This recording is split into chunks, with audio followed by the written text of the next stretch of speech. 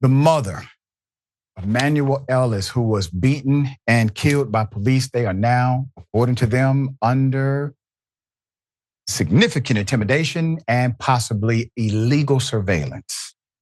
Put up the picture full mass. Let me remind you of the story and give you the twist and turn.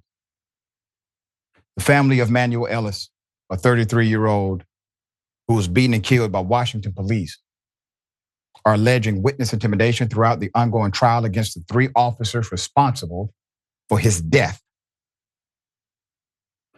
Marcia Carter-Patterson, Ellis's mother, reported being very, very scared to take the stand.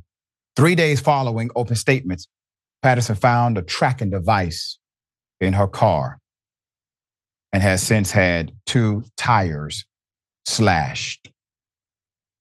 Carter-Patterson told the outlet that while she was afraid, she would not let the intimidation stop her testimony. Quote, "I'm not going to be intimidated," she declared. Carter-Patterson testified that she'd spoken to her son just 2 hours before his fatal encounter with the 3 officers. She learned about his death the next day.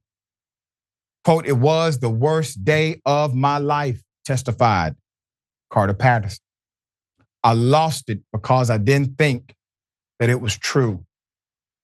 Ellis died in police custody after being beaten, shot, choked, hog-tied, and had a spit mask placed over his head while being detained on the Tacoma, Washington Street, March 3rd, 2020.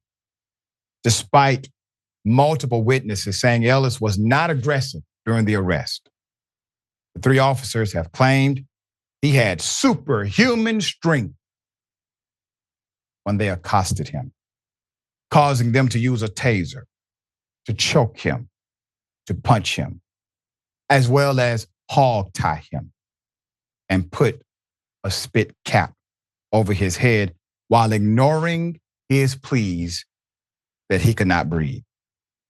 Once the family began speaking out, backlash and intimidation from the police department, as well as the public, started after their attorney says they aren't the only one. On Friday, Ms. Carter-Patterson was getting out of her car when she noticed something drop from it.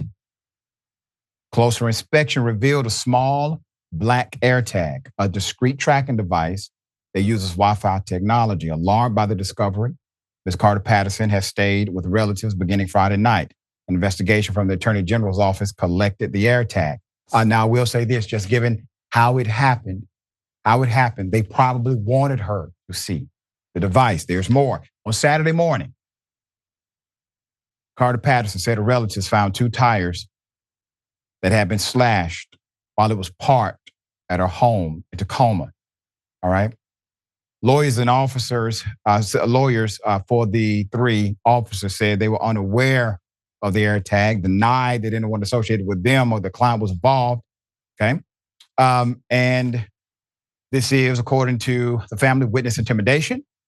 "What has my mother done to deserve this besides have a dead son?" Carter Nixon said. The family's attorney, James Bible, told the outlet that the family has been the focus of harsh criticism and intimidation. The attorney said that Tacoma police personnel and the sheriff's department, the staffers secretly surveilled the family, as well as supporters and another witness, Sarah McDowell. McDowell recorded one of the cell phone videos of the arrest and was targeted with a restraining order that was later dismissed by the judge.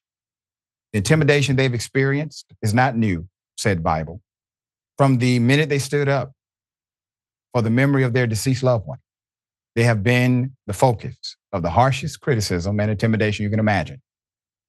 The attorney said the family is weighing its options, including whether to report incidents to the FBI.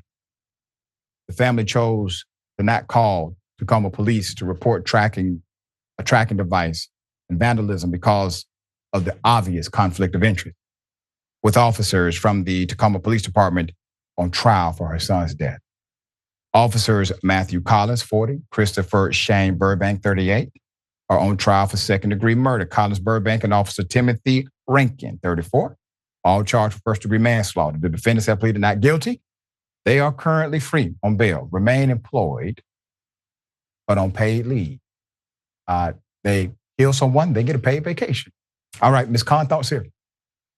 Yeah, well, good for her for speaking out and for not being intimidated, but she already lost her son. So good luck scaring that woman. That's right. And this is why people don't trust the cops. And this is why the idea of a good cop, while I personally believe they can exist, it's an incredibly hard sell because when these things do happen, the other cops don't need to intimidate witnesses, but then they do.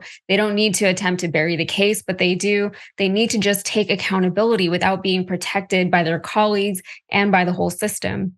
People aren't necessarily mad at individual cops when things like this happen. They're mad at the corruption within the police forces and within the so-called justice system. If things happen, hold the cops accountable, hold the ones who did it accountable. Don't rehire them in another district in some other small town somewhere else. Take away their authority, take away their power over ordinary citizens, take away their guns and all their deadly force that they're able to walk around with and carry.